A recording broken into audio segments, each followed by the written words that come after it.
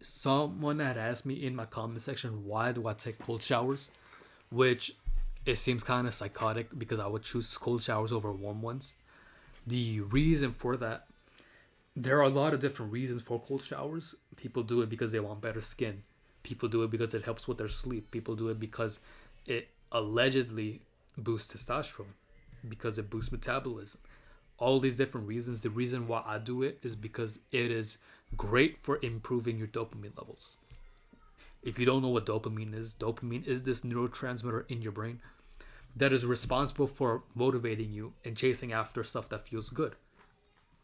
If you can imagine, the reason why people keep smoking isn't because they're addicted to smoking. It's because their brain is kind of convincing them to go out and chase it by pumping these chemicals through their brains to go out and smoke again.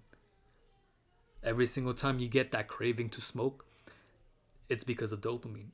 Every time you get that craving, that urge to go and eat junk food, it's because of dopamine.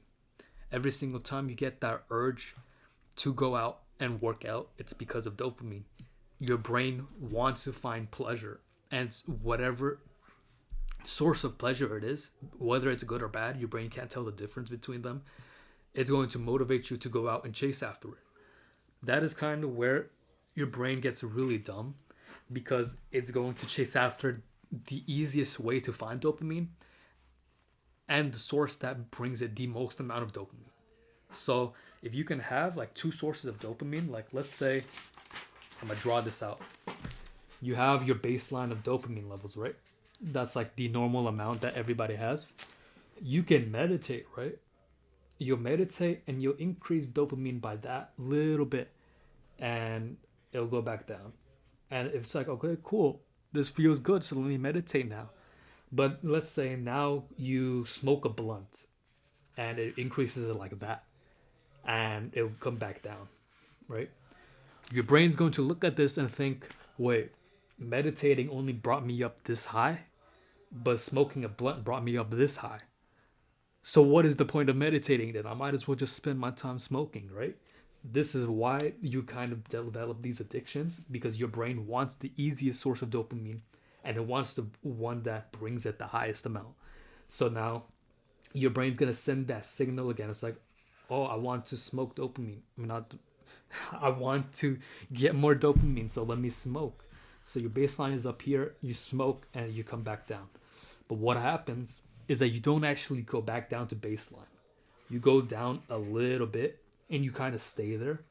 This is why when you overindulge in habits, like whether you're scrolling on TikTok all day, whether you're eating junk food all day, whether you're watching porn all day, the reason why you feel awful after you've done all these habits is because your body's dopamine levels are below baseline now. Your body literally is in a deficit, because what goes up must come down. There is a sort of tax you have to pay when you get this high amounts of dopamine. You essentially have to pay for it by a deficit of dopamine. So this is why like you end up coming down here and it'll slowly go back up, right? If you've abstained from smoking for a while, if you don't drink for a while, if you don't do drugs for a while, it's gonna naturally come back here. What most people end up doing is when they're down here at this deficit, they get this urge to get even more dopamine, so they smoke again. Naturally, that's gonna bring it back down to baseline. This ends up becoming your new baseline, right? So you literally need more of the drug just to feel the same amount of a high, because you don't need, rather than needing this much of dopamine to get the same high, you need this much of dopamine. You see how like it's a little bit more than last time? That's why you need more of the drug to actually feel the same amount. You built up the tolerance, right? That is essentially dopamine at play. And it can really mess up your life, especially if you're just consuming TikToks all day, if you're watching porn all day, if you're playing video games all day. It messes with your dopamine levels, where you don't really want to do anything else other than the habit that brought you down in the first place. And it's this like constant vicious cycle. And you could flip that. You absolutely can flip that. And that's like an old ass habit tracker. You can definitely flip it where if you are at baseline,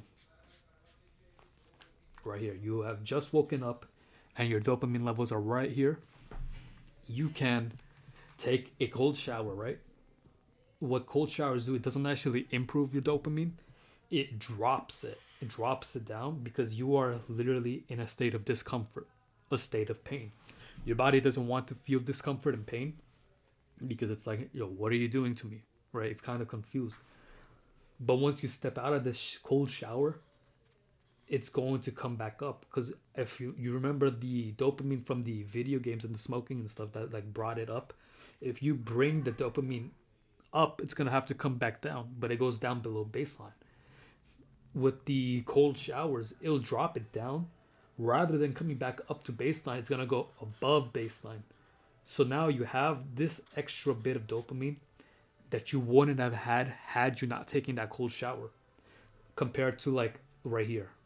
You see what I mean? This is why like I'm not dopamine. Cold showers are so crucial for your dopamine because you are essentially hacking your body to give you more dopamine for free.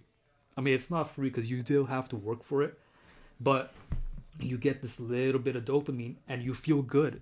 You feel content by doing nothing. You can come out the shower and you can do nothing the rest of the day, but you'll have this spike of dopamine that'll make you feel good because of the shower that you've taken. Right here, you can literally change your life with this, bro. The motivation you get when you have this extra bit of dopamine is insane. I do that. I did this. This is how I got my my meditation back on point because it's a lot easier to sit and do nothing when you've just taken a cold shower because you literally feel good by just existing, right? You feel good to journal. You feel good to work out, whatever. That is why these cold showers are so like important. And you can keep doing that. You can train your body to keep taking these cold showers and it's just going to keep going up like that. You see what I mean? The same thing applies if you take a cold shower for a minute and your body gets used to it. You're going to need to take longer cold showers in order to get that same peak. So don't think that you can take a cold shower for like 30 seconds the rest of your life and you're going to get that same boost. No, you're going to have to like increase it. I'm pretty sure there's a cutoff point. I need to research that. But I'm pretty sure that there comes to a point where you kind of max out the benefits. You don't really have to take longer cold showers because your body just adjusts to it. And at that point, when you get this extra dopamine, you can literally use this extra motivation and supercharge your goals. How are people going to compete with you when you feel motivated to do work and the work itself makes you feel good? The work itself is easy because you've already did something difficult in the first place that brought you elevated levels of dopamine. You see what I mean? Why it's so important? Right here, someone's trying to meditate or go to the gym with like no levels of dopamine and they wonder why they can't feel motivated, but they look at you and they're wondering, how is this dude outperforming me? How is this dude so motivated to go to the gym every day? Well, it's because his levels of dopamine are naturally higher, right? The levels of dopamine is at like a higher baseline than like everybody else's. So that's why these cold showers are so effective. Working out is kind of similar. I need to mention that. That's why when you go work out and you destroy your body drops in dopamine, but it's going to go back up. That's why you feel good after you worked out. That's the dopamine in play. So I hope that helps. It's kind of rushed because I'll redo this video in a couple of months once I've actually coherently put my thoughts together. I just wanted to quickly make this video just for you. So I hope that helps. I hope you understand why I take these cold showers and how you could benefit too. If you want to achieve your goals, literally go take a cold shower because you are doing something difficult which ends up rewarding you. It's really backwards, but it's how your brain works, how dopamine works. And then you can end up using that extra motivation and make chasing your dreams easier, essentially. So I hope you enjoy.